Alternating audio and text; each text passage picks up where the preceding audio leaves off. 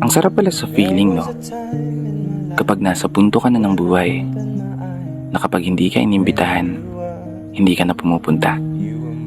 Yung para bang wala ka nang pakialam kung gugustuhin ka ng iba.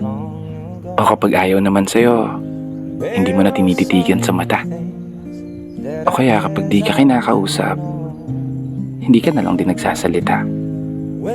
Kasi nasa punto ka na ng buhay na hindi ka natakot talikuran ng lahat.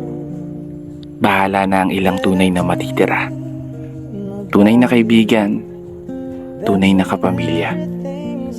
Mga tunay na makakasama mo sa hirap at ginhawa, sa lungkot man o sa tawa. Maraming salamat kung isa ka doon.